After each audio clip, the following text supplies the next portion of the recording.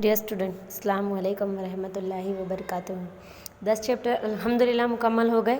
आज हम बात करेंगे हमारे 11वें चैप्टर की। हमारा 11वां चैप्टर वैसे आपको पता है, जो मैंने सिलेबस आपको सेंड किया है उसके हिसाब से, कि हमारा 11वां और 12वां चैप्टर एग्ज़ाम में नहीं आने वाला है, मगर हमें इन्हें पढ़ना है। तो आज हम हमारे 11वें चैप्टर की बात करेंगे। 11वें चैप्टर में बहुत इंटरेस्टिंग चैप्टर है हमारा, कंज्यूमर प्रोटेक्शन, ग्राहक सुरक्षा। जैसे कि आप जानते हो कि आज के बाज़ार की अगर हम बात करें तो उसमें राजा कौन है? ग्राहक है ना। कि पहले ऐसा कहा जाता था कि भाई खरीदने वाले ने सावधान रहना चाहिए, अच्छी चीज़ खरीदनी चाहिए। अब उल्टा हो गया है, अब तो ऐसा हो गया है कि बेचने वाले ने सावधान रहना चाहिए, यानी उसने अच्छी क्वालिटी का माल बेचना चाहिए। तो ग्राहक सुरक्षा का मतलब क्या होता है, पहले हम ये समझ लेते हैं कि ગ્રાહક સુરક્ષા એટલે વેચાણકારો અને ઉત્પાદકોની અનૈતિક શોષણયુક્ત અને અયોગ્ય પ્રથાઓની સામે રક્ષણ પૂરું પાડવું। કે कंज्यूमर प्रोटेक्शन यानी फरोख्तकार और पैदावारकार, ये जो इस्तेशाल करते हैं, बराबर, ये जो चीटिंग करते हैं, इनकी इन प्रथाओं के सामने प्रोटेक्शन देना।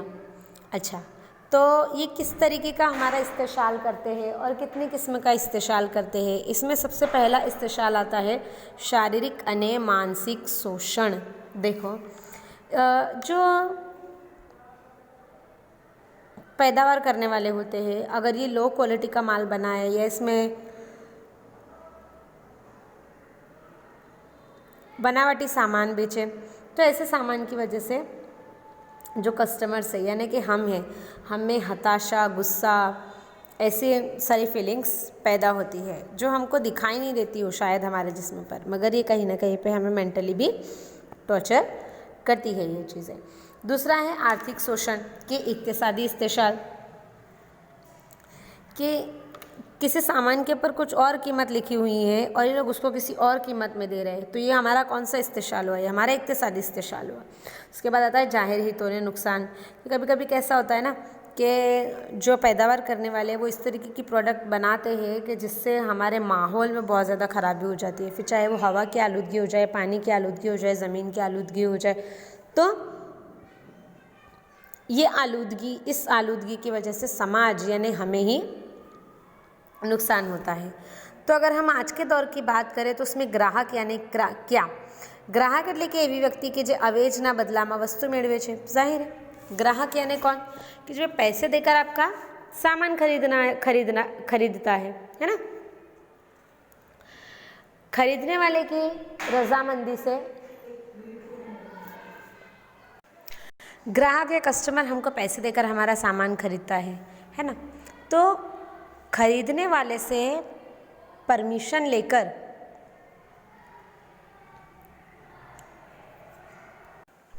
अगर खरीदने वाले से परमिशन लेकर कोई उसके सामान का इस्तेमाल करता है तो उसको भी हम ग्राहक ही कहेंगे।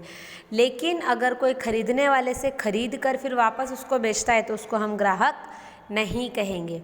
इस बात को ध्यान रखना। इम्पोर्टेंस ऑफ कंज्यूमर प्रोटेक्शन, कि क्यों ये सबक आया, क्योंकि आया है तो मतलब इसके पीछे का कोई इंटेंशन है, कोई मकसद है। तो किस मकसद से ये चैप्टर हमारे सिलेबस में आया है? सबसे पहला, ये सिर्फ सिलेबस में है इसीलिए हमको पढ़ लेना है? नहीं। इस चैप्टर को हमको क्यों पढ़ना है?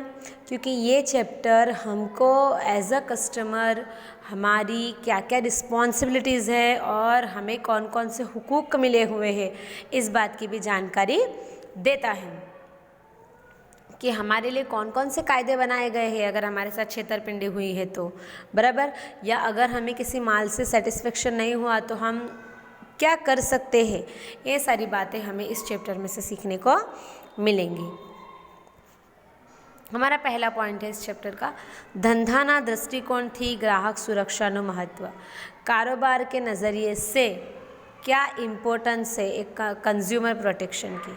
तो देखो, सबसे पहला, समाजना साधन संपत्तिनो उपयोग, कि किसी भी कारोबारी इकाई की तरक्की के लिए या उसकी शुरुआत के लिए आप समाज के ही वसाइलों का इस्तेमाल करते हो। तो फिर जब समाज हमको इतना दे रहा है तो ये हमारी रिस्पॉन्सिबिलिटी बनती है कि हम भी समाज के लिए कुछ करें। और समाज के लिए हमको क्या करना है? समाज की सुखाकारी जिससे समाज सुखी हो, जिससे समाज को कुछ अच्छा हासिल हो, ऐसी हमको बनाने की कोशिश करनी चाहिए। इसके बाद हमारा दूसरा पॉइंट आता है सामाजिक जवाबदारी, कि कारोबार में हम अलग अलग गिरोह के प्रति हमारे क्या क्या समाजी जिम्मेदारियां हैं इसको समझते हैं। तो हम जब हमारी कारोबारी इकाई में फ़रोख्त कर रहे हैं तो हमें फ़रोख्त करते वक्त भी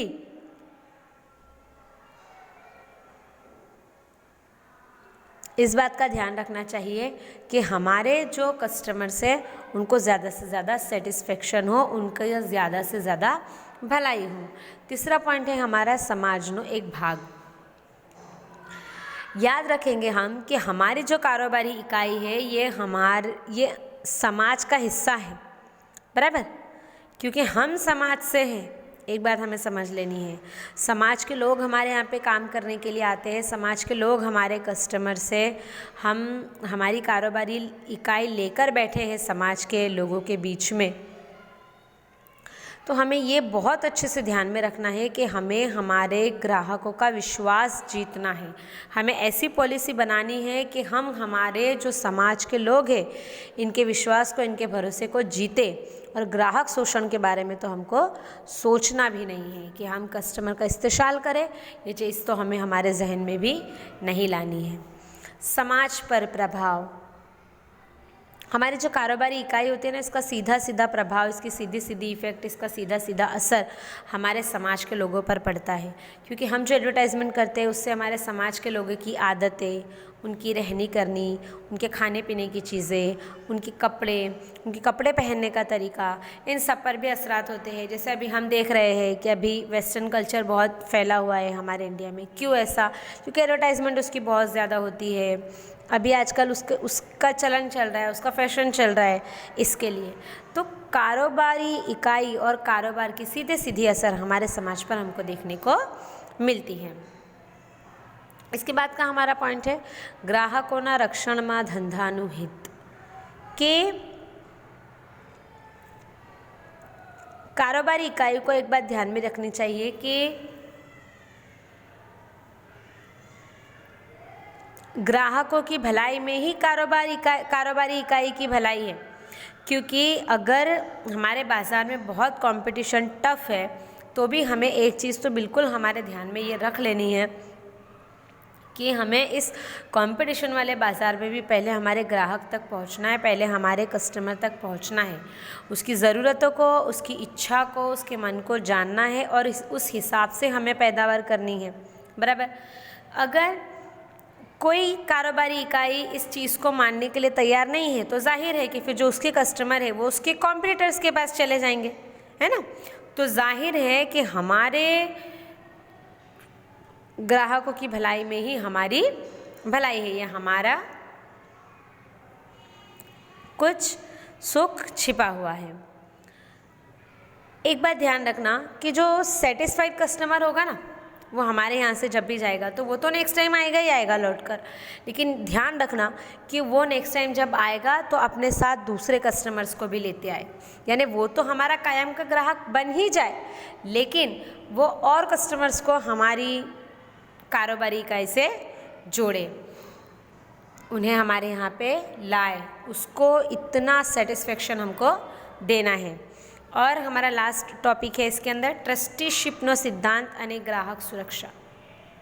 ध्यान रखना, जो ट्रस्टीशिप का सिद्धांत है वो गांधी जी ने दिया है, बराबर। गांधी जी के मुताबिक समाज ने जिसको जो संपत्ति दी है, यानी समाज ने हमें जो वसाइल दिए हैं, हमें उनका उपयोग, हमें उनका इस्तेमाल समाज के लिए ही करना है।